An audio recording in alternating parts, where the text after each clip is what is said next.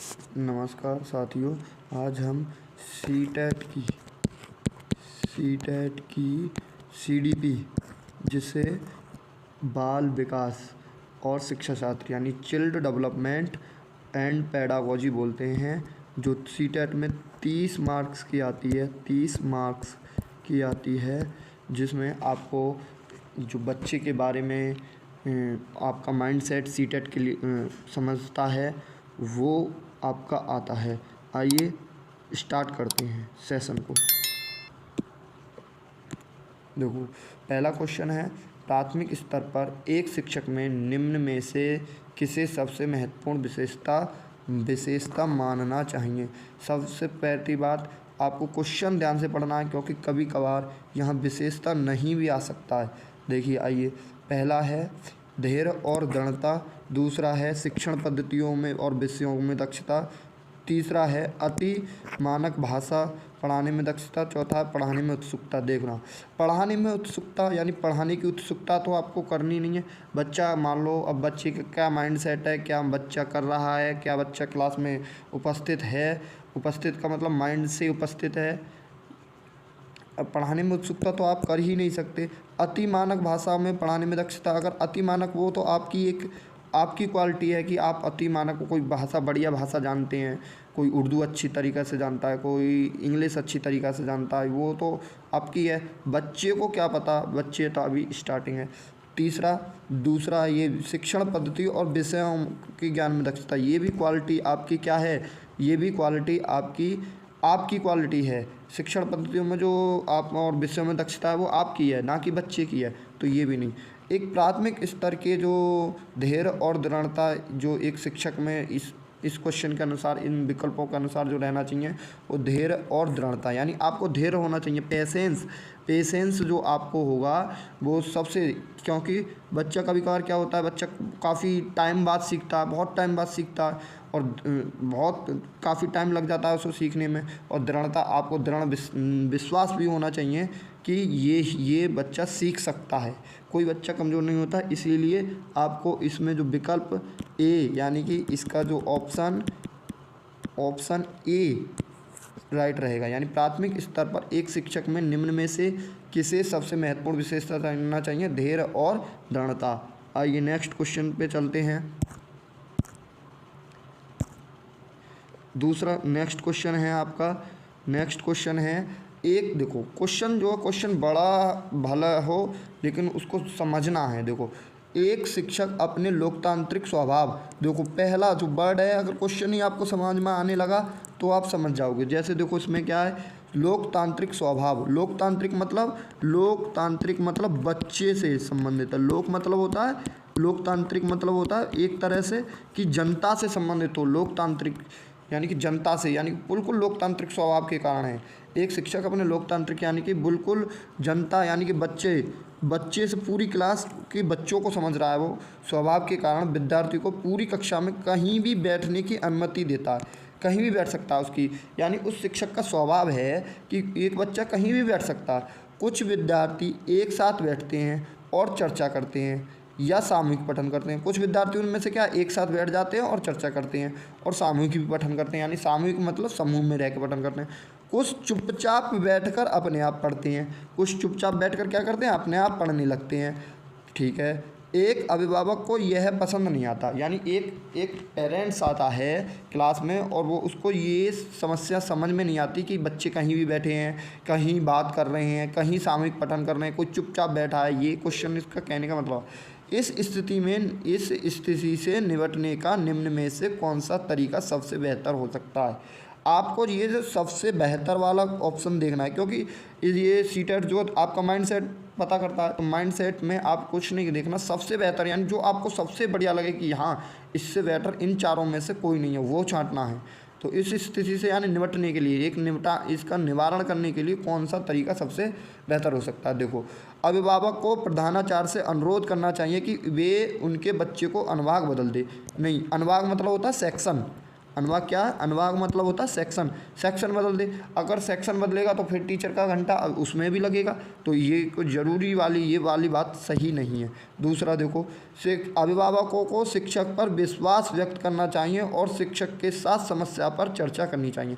ये काफ़ी हद तक सही है। यानी अभिभावक को क्या है, अभिभावक को शिक्षक पर विश्वास व्यक्त करना चाहिए। शिक्षक पर अगर आप विश्वास व्यक्त नहीं करेंगे, क्योंकि शिक्षक ही पढ़ा रहा है, मतलब ये पेरेंट्स तो आके स्कूल में पढ़ा नहीं देगा, शिक्षक पढ़ा रहा है, तो उस पर विश्वास, ट्रस्ट होना चाहिए। ट्रस्ट का मतलब विश्वास होना चाहिए उस पर कि ये हमारे बच्चे को कुछ ना कुछ हद तक बोलेंगे, कुछ ना कुछ हद तक सिखा देंगे। और शिक्षक के साथ समस्या पर चर्चा भी करनी चाहिए। ये समस्या कि आप ये बच्चा क्यों बैठा है, क्या दिक्कत है, क्या इसे परेशानी है, कोई ये शोर क्यों मचा रहा है, ये आपको सीखना चाहिए। तो ये काफ़ी हद तक सही है। लेकिन अभी ये जो हम सीटेट में क्वेश्चन गलत होते हैं, ये सबसे महत्व है कि हमको एक विकल्प सही लगा उनको, और उसी पर हम बीच नीचे के दो नहीं पढ़ते हैं, या ऊपर के दो छोड़ देते हैं, या एक पे ही नज़र टिका लेते हैं। नहीं, ये नहीं करना है। अब की बार मतलब ये करना है, चारों ऑप्शन पढ़नी है, और सबसे बेहतर, क्योंकि उसमें बता रहा सबसे बेहतर हो सकता है, इससे भी कोई बेहतर उपाय हो तीसरे में, इसलिए देखो, इसीलिए चारों को पढ़ेंगे।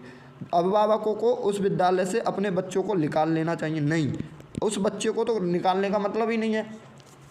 निकालने का मतलब ये हो गया कि उस बच्चे को वहाँ से निकाल लेगा टीचर, अगर पेरेंट्स वहाँ से निकाल ले जाएगा तो हो सकता है कहीं और लोकतांत्रिक, और बड़ा लोकतांत्रिक टीचर मिल जाए उसे, कोई और मतलब कोई बड़ा क्रियाविधि कराने वाला मिल जाए। ठीक है, तो ये नहीं। अभिभावक को प्रधानाचार्य से शिकायत की अभिभावक को प्रधानाचार्य से शिक्षक की शिकायत करनी चाहिए। नहीं, शिक्षक की शिकायत का क्या मतलब है, वो लोकतांत्रिक स्वभाव से सिखा रहा है, बच्चे का माइंडसेट पढ़ के सिखा रहा है, बच्चे को स्वतंत्र रूप से सीखने के लिए हेल्प कर रहा है। देखो, टीचर का जो काम होता है, टीचर का काम होता है एक सहारा देना, एक तरह से सहारा देना, केवल सहारा देना ओनली ऑन। बच्चा को कोई भी नहीं पढ़ा सकता, केवल आप उसकी थोड़ी सी हेल्प करेंगे, थोड़ी सी हेल्प, जिससे कि वो सीख सके, थोड़ा सहारा देंगे। ठीक है, अगला क्वेश्चन देखते हैं। चलो,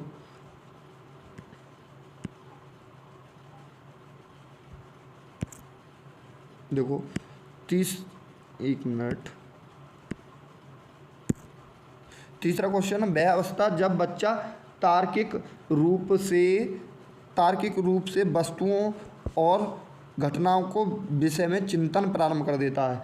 घटनाओं को, यानी कि ये आपका जो आया है, जीन पियाजे एक मनोवैज्ञानिक थे, जीन पियाजे नाम के एक मनोवैज्ञानिक थे, जिन्होंने 4 अवस्थाएं बताई थी,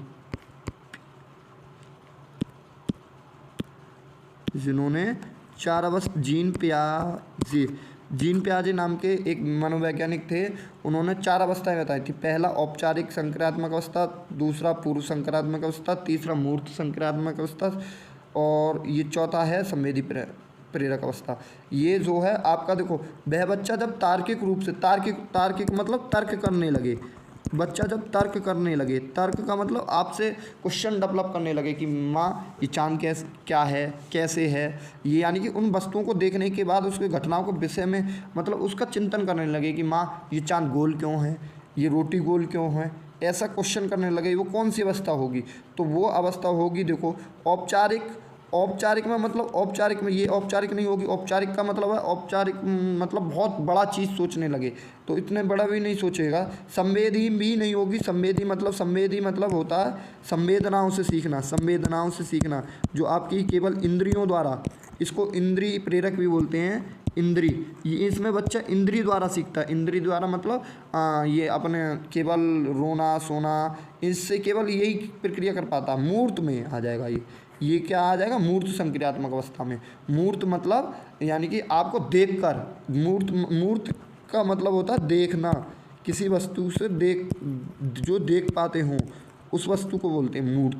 यानी मूर्त संक्रियात्मक अवस्था, यानी उस वस्तु को देख कर बता देता है कि इसमें क्या है, मतलब इसमें ये गोल क्यों है, देख कर सोचने, उससे चिंतन प्रारंभ करने लगता है। और पूर्व संक्रियात्मक अवस्था में क्या है, ये इसमें गिनती वगैरह और थोड़ा बहुत बच्चा थोड़ा सा विकसित हो जाता है, तो ये भी नहीं होगा। इसे यानी मूर्त ये तार्क, जब बच्चा तार्किक रूप से वस्तुओं को देखना यानी कि तो वस्तुओं के विषय में तर्क करने लगेगा, वो मूर्त संक्रियात्मक अवस्था में करने लगेगा। चलिए नेक्स्ट क्वेश्चन पर चलते हैं। चौथा क्वेश्चन है, मन का मानचित्रण संबंधित है साहसिक क्रिया योजना से, मन का चित्र बनाने से, मन की क्रियाशीलता के अनुसंधान से, बोध समझ बढ़ाने की तकनीक से। देखो मन का मानचित्रण मतलब है मन की क्रियाशीलता, क्रियाशीलता मतलब मन में मानचित्रण कब बनाएगा। मन का मानचित्रण मतलब होता है मन में चित्र बनाना, मानचित्रण का मतलब होता है मन में चित्र बनाना। तो मन में चित्र बनाने से हमारा ये सही नहीं होगा, बिल्कुल सही नहीं होगा। ये क्या होगा, इसका ये सही नहीं होगा, बिल्कुल भी सही नहीं होगा। लेकिन क्या है, क्योंकि मन का मानचित्रण कर रहा है बच्चा, तो मन की क्रियाशीलता के अनुसंधान से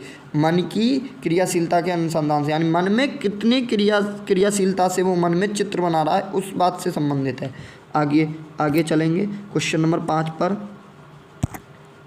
देखो अगला क्वेश्चन है, विशेष रूप से प्राथमिक स्तर पर विद्यार्थियों की सीखने संबंधित समस्याओं। सीखने क्या मतलब, सीखने संबंधित समस्याओं को संबोधित करने से सबसे बेहतर तरीका देखेंगे आप क्या है, यानी कि विशेष रूप से प्राथमिक स्तर पर विद्यार्थियों की सीखने संबंधित समस्याओं को संबोधित करने का सबसे, देखो महंगी और चमकदार सामग्री का प्रयोग करना कोई ज़रूरी नहीं है कि विद्यार्थी को जब ही सिखाया जाए विशेष रूप से कि विद्यार्थियों को महंगी और चमकदार सामग्री, थोड़ा बहुत एक आध सहायक सामग्री आप महंगी ले सकते हो, लेकिन इतना नहीं है कि सभी सारी हों। सरल और रोचक वस्तुओं को प्रयोग, पाठ्यपुस्तक का तो प्रयोग बिल्कुल ही निषिद्ध है। प्राइमरी के लेवल में पाठ्य प्रयोगों का जो प्रयोग है बिल्कुल निषिद्ध है। यानी निषिद्ध का मतलब उसको हम केवल सहायक सामग्री के रूप में लेंगे, ठीक है। कहानी कथन पद्धति का प्रयोग करना, कहानी कथन सही है, लेकिन जो है ये हर टाइम कहानी कथन नहीं चल सकता। आगे देखो, क्षमता के अनुरूप विभिन्न शिक्षण पद्धतियों का प्रयोग। यहाँ क्षमता के अनुरूप क्या बच्चे की क्षमता है, यानी बच्चे की जो क्षमता होगी उसके अनुरूप, यानी कोई बच्चा कहानी से सीखेगा तब हम इस ऑप्शन को ले सकते हैं। कोई बच्चा सरल और रोचक पाठ्य पुस्तकों का, यानी जो चित्र एप्पल वेप्पल बने हुए आते हैं उससे सीखेगा तो हम उस शिक्षण विधि का प्रयोग कर सकते हैं। और कोई बच्चा हो सकता है थोड़ी महंगी या कोई थोड़ा सा चमकदार वस्तुओं से देखना समझना स्टार्ट कर दे तो हम इस ऑप्शन का इस्तेमाल कर सकते हैं। इसलिए इन तीनों से बेहतर है कि क्षमताओं के अनुरूप विभिन्न शिक्षण पद्धतियों का प्रयोग करेंगे। देखो इसका मतलब ऑप्शन इसमें, यानी कि इसका ऑप्शन नंबर डी सही है। देखो क्षमताओं के अनुरूप करना है हमको कोई भी काम है, और फिर विभिन्न शिक्षण विधि, अलग अलग शिक्षण विधियाँ ले सकते हैं हम, ठीक है। आगे चलते हैं। देखो क्वेश्चन नंबर 6, निम्न में से कौन सा विद्यार्थियों की सृजनात्मकता का पोषण करता है। सृजनात्मकता का मतलब समझते हैं आप। सृजनात्मकता मतलब है क्रिएटिविटी, यानी कि क्रिएटिविटी मतलब कुछ अलग करने की, जहाँ सृजनात्मक क्षमता आ जाए आपको समझ लेना है कि कुछ अलग कर सकता है बच्चा। तो विद्यार्थियों को निम्न में से कौन सा शिक्षार्थियों में सृजनात्मकता यानी कुछ अलग करने का पोषण करता है। तो इसका देखो पहला है, प्रत्येक विद्यार्थी की अंतर्जात मतलब अंतर्जात प्रतिभाओं को पोषण करने के अवसर उपलब्ध करना। ये ऑप्शन सही है, बिल्कुल राइट है। देखो प्रत्येक विद्यार्थी की आपको जो उसकी अंदर की जो प्रतिभा है, अंदर का कुछ बच्चे खेल से संबंधित अंदर रखते हैं, कुछ बच्चे चित्रकला से संबंधित अपनी प्रतिभा दिखाते हैं। तो उन जो प्रतिभा हैं उनको आगे अवसर देना है आपको। और देखो इससे अगला क्वेश्चन हो सकता है, इससे बेटर कोई ऑप्शन मिल जाए। विद्यालय जीवन के प्रारंभ में उपलब्धियों के लक्ष्यों को पर बल देना। नहीं, लक्ष्यों पर बल तो हम अभी देंगे नहीं। लक्ष्य तो आप बच्चे लक्ष्य नहीं रख सकते आप बच्चे के सामने। परीक्षा में अच्छे अंकों के लिए विद्यार्थियों को कोचिंग नहीं, कोचिंग और ये तो आप करा ही नहीं सकते। और अच्छे अंकों के लिए बच्चे की परीक्षा में कोई ज़रूरी थोड़ी ना है कि अच्छे अंक आ के, अच्छे अंक आने से कोई बच्चा में सृजनात्मकता थोड़ी ना आ जाएगी। ठीक है, आगे अच्छी शिक्षा के व्यवहारिक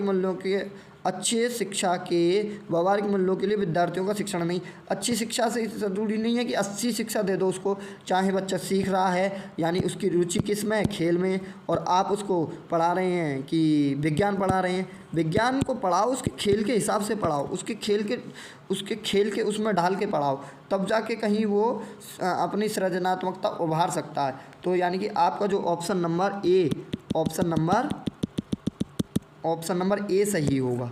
ऑप्शन नंबर ए यानी प्रत्येक शिक्षार्थी की अंतर्जात यानी अंदर की प्रतिभाओं को पोषण करने के उपलब्ध कराना। ठीक है, आगे चलो। अगला है, पियाजे के अनुसार निम्नलिखित में से कौन सी अवस्था में बच्चा अमूर्त संकल्पनाओं के विषय में तार्किक चिंतन करता है। यानी अमूर्त संकल्पनाएं, अमूर्त मैंने आपको बताया था कि मूर्त और अमूर्त ये दो शब्द सीटेट के बहुत फेमस शब्द हैं। आप इसकी जो पेडागोजी, आप जब इसकी सीटेट की जो पेडागोजी आप करोगे तो उनके शब्दों का मतलब समझना। मूर्त मतलब है जो आपको दिख सकता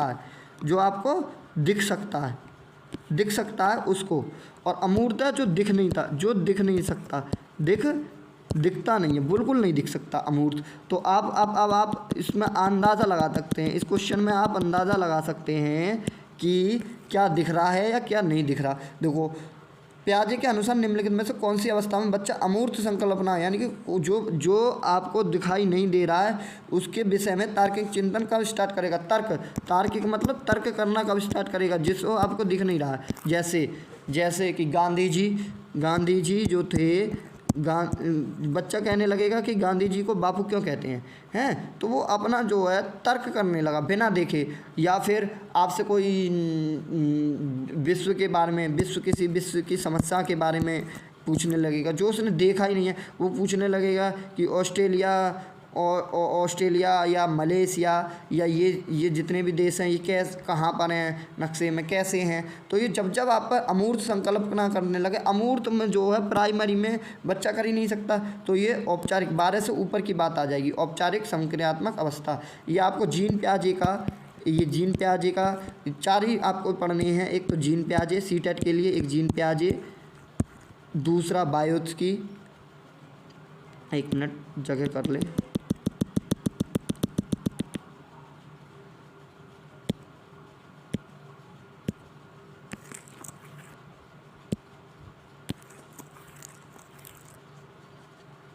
पहले पढ़ने आपको ये आपको पहला पढ़ना है जीन पियाजे आपको बहुत डीपली पढ़ने हैं।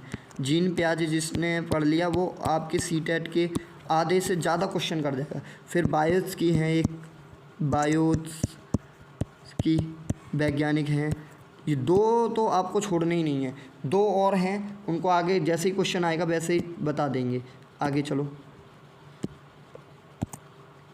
देखो, सीखना समृद्ध हो सकता है। समृद्ध मतलब होता है सीखना समृद्ध हो सकता है। एक मिनट, ये क्या हो गया, सीखना समृद्ध हो सकता है यदि, यानी सीखना समृद्ध मतलब अर्थपूर्ण कब होगा, सीखना आपके जीवन में अर्थपूर्ण कब होगा। समृद्ध मतलब होता है अर्थपूर्ण, यानी कि आपको कब उस चीज़ से लगाव, उस चीज़ से क्या होगा, उस चीज़ को आपको जीवन में उतार सकते हैं, समृद्ध हो सकता है। देखो, कक्षा में अधिक से अधिक शिक्षण सामग्री का प्रयोग किया जाए। नहीं, ये शिक्षण सामग्री पता पड़ी हमने। शिक्षण सामग्री क्या है, शिक्षण सामग्री हमने बहुत यूज कर ली, कक्षा में अधिक से अधिक शिक्षण सामग्री यूज कर ली, तो कोई ज़रूरी नहीं है कि इससे सीखना समृद्ध हो सके। विभिन्न प्रकार के व्याख्यान और स्पष्टीकरण का प्रयोग नहीं। व्याख्यान मतलब होता है व्याख्या करना, किसी क्वेश्चन के बारे में हम बोलते चले जाएं विभिन्न प्रकार से, और फिर स्पष्टीकरण देते रहें कि ये ऐसे होगा, नहीं, इससे बच्चा सीखेगा नहीं। इससे बच्चा रट सकता है, केवल सीख नहीं सकता। कक्षा में आवधिक परीक्षाओं पर अपेक्षित ध्यान दिया जाए, नहीं। आवधिक परीक्षाओं पर यानी एक अवधि की परीक्षाओं पर अपेक्षित ध्यान दिया जाए, यानी 6 महीने में, हर 2 महीने में, हर 1 सप्ताह बाद। ये जब आप अपना परीक्षा कराएंगे तो इससे बच्चा नहीं सीख सकता, बिल्कुल नहीं सीख सकता इससे बच्चा। तो अब आपका ऑप्शन बचता है डी। देखो इसमें देखते हैं, वास्तविक दुनिया से उदाहरणों को कक्षा में लाया जाए। वास्तविक दुनिया यानी जो बच्चे की जो वास्तविक दुनिया यानी कि जो उसका खेल है और आपका घर का संबंधित उदाहरण है, जो उससे उदाहरणों को कक्षा में लाया जिससे विद्यार्थी एक दूसरे से अंतःक्रिया करें। ये अंतःक्रिया, जहाँ आपको सीटेट में अंतःक्रिया शब्द दिख जाए, अंतःक्रिया, तो उस क्वेश्चन उस ऑप्शन के ज़्यादातर यानी 90% सही होने के चांस हैं। यानी एक दूसरे से अंतःक्रिया यानी एक दूसरे से समझ सकते हैं और शिक्षक उस प्रक्रिया को समझाए। भाई शिक्षक का काम ही क्या है? शिक्षक का काम है कि शिक्षा को यानी कि सीखने के लिए वो एक माध्यम प्रभावित करेगा, माध्यम देगा, सीखने के लिए एक माध्यम देगा। अब उस माध्यम को हमें कैसे देना है वो हमको पता है, और सुगम बनाएंगे। सुगम मतलब बहुत सरल, सु मतलब होता है अच्छा और गम मतलब होता है रास्ता। अच्छे रास्ते से, अच्छी टेक्निक से, अच्छी शिक्षण पद्धति से हम अगर बच्चे को पढ़ाएंगे तो ये बच्चा सीख सकता है, उसके लिए समृद्ध हो सकता है, बच्चा सीखने में समृद्ध हो सकता है यदि ऑप्शन इसका डी सही रहेगा। कौन सा? Option number D. आगे चलेंगे।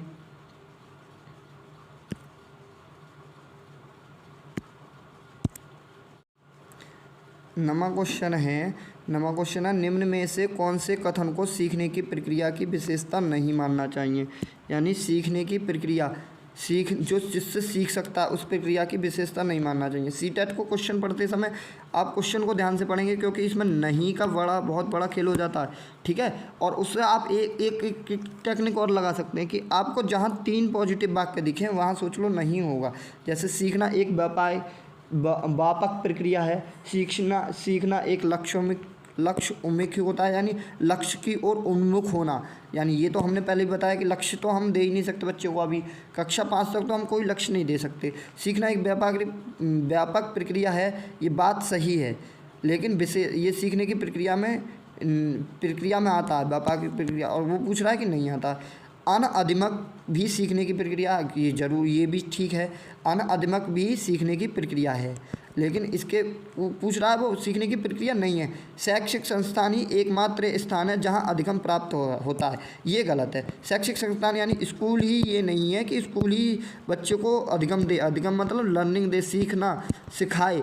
ये ज़रूरी नहीं है कि स्कूल ही सिखाए उसे हम घर पर भी सिखा सकते हैं, उसे हम समाज के द्वारा भी सिखा सकते हैं, उसे हम किसी विधि से भी सिखा सकते हैं, किसी विधि से, खेल विधि और व्यापारिक विधि या आप जो भी विधि होती है उनसे सिखा सकते हैं, ठीक है। तो यानी ये आपका ये ऑप्शन सही है, क्योंकि ये विशेषता नहीं पूछा था ना कि विशेषता नहीं है, तो ऑप्शन नंबर डी सही है, ऑप्शन नंबर डी सही है। शैक्षिक संस्थान ही एकमात्र स्थान है जहां अधिगम प्राप्त होता है।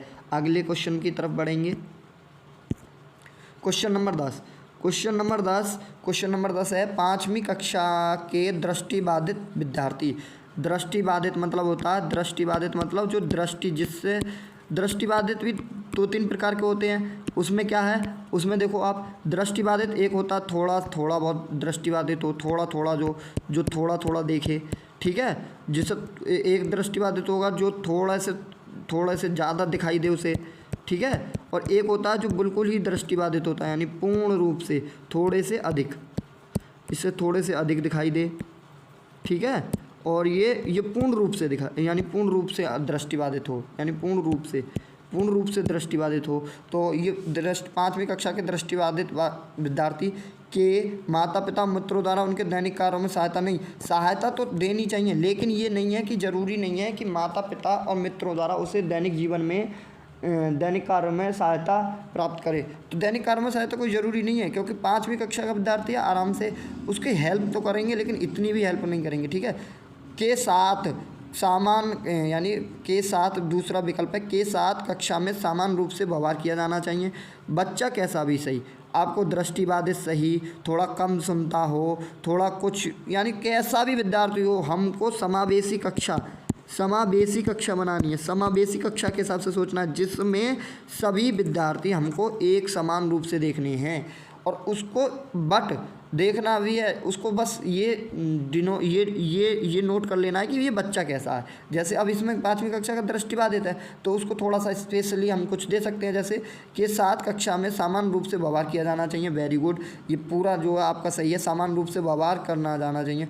और श्रव्य सीडी के माध्यम से, श्रव्य मतलब होता है सुनने की, सीडी के माध्यम से सहायता उपलब्ध करानी चाहिए। ये आपका ऑप्शन बिल्कुल राइट है। देखो, जब दृष्टिबाधित छात्र होगा, जो थोड़ा बहुत, थोड़ा हो या थोड़े से अधिक हो या पूर्ण रूप से हो, आप उसको श्रव्य सीडी प्राप्त करा देंगे। श्रव्य मतलब होता है सुनने वाले, सुनने से, श्रव्य मतलब सुनने से, सुनने से है, सुनने वाली सीडी प्राप्त करा देंगे और समान रूप से व्यवहार करेंगे। उसको ये महसूस नहीं होने देंगे कि इसमें मैं दृष्टिबाधित हूँ, तो आप उसमें क्या है, आप उसमें सफलता प्राप्त कर जाएंगे, उसे सिखा पाएंगे। तो ठीक है, तो ये ऑप्शन नंबर बी सही है। के साथ, अब देखो मैंने ये कहा कि चारों क्वेश्चन विकल्प जो है वो चारों पढ़ने हैं। देखो, के साथ कक्षा में विशेष व्यवहार किया जाना चाहिए, नहीं, विशेष व्यवहार नहीं कर सकते। अगर हम विशेष व्यवहार सीडी चलाते रहे क्लास में, तो जो सामान्य बच्चे हैं, जो हमारे जो सामान्य बच्चे हैं, अगर हम सीडी चलाते रहे तो सामान्य बच्चे हमारे पीछे रह जाएंगे, उनको थोड़ा सा बोरियत फील होगा, तो इसलिए इसको नहीं कराएंगे। को निचले स्तर के कार्य में छूट कार्य में उसको नहीं दे सकते, फिर वो वैसे पीछे हो जाएगा। अगर कक्षा 5 के लिए हम निचले स्तर का कार्य में छूट देने लगें तो वो फिर कक्षा 4 या 3 के लेवल हो जाएगा, कक्षा 5 का भी लेवल रखना है। ठीक है, तो इसीलिए हमारा ये क्या है, बी, ऑप्शन नंबर बी सही है। क्वेश्चन नंबर 10 देखेंगे। क्वेश्चन नंबर 11 है,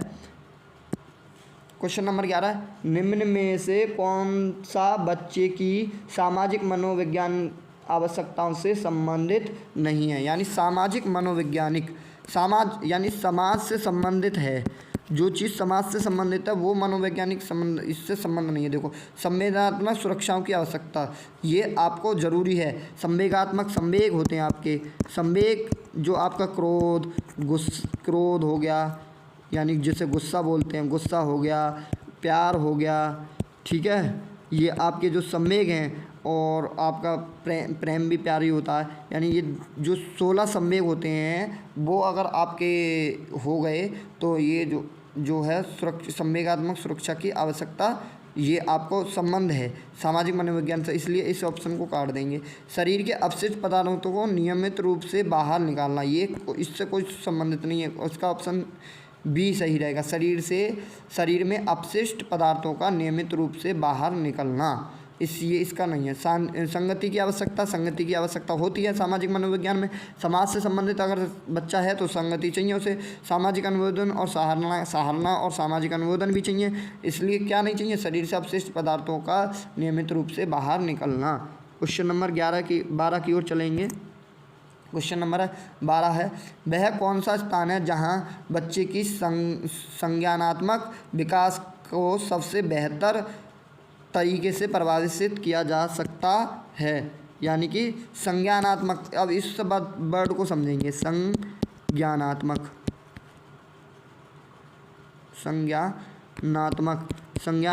को समझेंगे। संज्ञानात्मक मतलब ज्ञान से, और ज्ञान कहाँ रहता है, मस्तिष्क में। ज्ञान कहाँ रहता है, मस्तिष्क में रहता है ज्ञान। और यानी अब बात चल रही है जो मस्तिष्क में विकास, मस्तिष्क का विकास करना, उसके दिमाग में डालनी है क्या सबसे बेहतर उपाय है। तो जो संज्ञानात्मक विकास का जो होगा वो सभागार से तो हो नहीं सकता, घर से सामाजिक होता है, और वैसा होता है नहीं होगा। खेल के मैदान से जो है आपका जो है जो शारीरिक जो होता है वो शारीरिक विकास होता है। शारीरिक,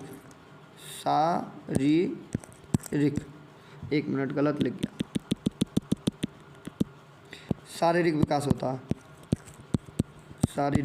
शारीरिक विकास इससे होता है। लेकिन विद्यालय, देखो विद्यालय से और कक्षा के पर्यावरण से आपको उसका मस्तिष्क डेवलपमेंट हो जाएगा, यानी उसके दिमाग में बातें आने लगेंगी। इसीलिए तो हम बच्चे को स्कूल भेजते हैं कि दिमाग में उसके बातें आने लगें। तो संज्ञानात्मक विकास जो सबसे बेहतर है यहाँ पर वो विद्यालय और कक्षा के पर्यावरण से मिलेगा। तो ऑप्शन नंबर ए राइट है इसका, ऑप्शन नंबर ए। आगे चलेंगे क्वेश्चन नंबर 12 पर। क्वेश्चन नंबर 12 है अभिप्रेरित शिक्षण का संकेतक माना जाता है। यानी किसको एक अभिप्रेरित शिक्षण का, अभिप्रेरित मतलब होता है अभिप्रेरणा, यानी अभिप्रेरणा, इसको मोटिवेट कर देंगे, यानी प्रेरणा यानी उसको मोटिवेट कर देंगे। मोटिवेट यानी बच्चे में कब मोटिवेशन आएगा, यानी कब मोटिवेशन का संकेत माना जाएगा। देखो शिक्षक द्वारा किया गया उपचारात्मक कार्य, ये उपचारात्मक कार्य कब है, जब बच्चा गलती कर दे उसके बाद दिया जाने वाला उपचारात्मक, तो ये तो है नहीं। ठीक है, विद्यार्थियों का प्रश्न पूछना ये ठीक है, क्योंकि अभिप्रेरित कब होगा बच्चा, जब बच्चा अभिप्रेरित होगा, मोटिवेशन होगा उसके अंदर, जब बार बार वो प्रश्न पूछेगा कि ये सर ये कैसे हुआ, ये कहाँ से आया, ये कैसे हुआ। तो इसका ऑप्शन नंबर बी सही होगा। कक्षा में एकदम खामोशी, तो ये तो मोटिवेशन को दर्शाता नहीं है, ये मोटिवेशन को नहीं दर्शाता, ये बिल्कुल नहीं दर्शाएगा। कक्षा में अधिकतम अनुपस्थिति, नहीं ये भी नहीं है। अधिकतम अनुपस्थिति का मतलब ये नहीं है कि बच्चा संख्या हो जाए एक कक्षा में 60, तो ये इसका मतलब ये नहीं है कि अभिप्रेरित है बच्चे, नहीं। बच्चे जब प्रश्न पूछेंगे, बच्चे जब टीचर को थोड़ा सा परेशान करेंगे, यानी थोड़ा सा उससे पूछना स्टार्ट करेंगे, तो विद्यार्थी तब आपको समझ लेना है कि विद्यार्थी क्या है, अभिप्रेरित हैं। ठीक है, अब क्वेश्चन नंबर 14 की तरफ बढ़ेंगे। निम्न में से कौन सा बुद्धिमान बच्चे के लक्षण नहीं है। बुद्धिमान बच्चे के कौन से लक्षण नहीं है, यानी बुद्धिमान बच्चे के लक्षण पहचानना है आपको। बुद्धिमान बच्चे के लक्षण नहीं है, यानी 3 इसमें लक्षण हैं और 1 नहीं है। वह जो प्रभाव रूप से और प्रभावपूर्ण, यानी प्रभावपूर्ण कोई एक अपना प्रभाव डालता हो और उचित तरीके से संप्रेषण, ये जो वर्ड होते हैं संप्रेषण मतलब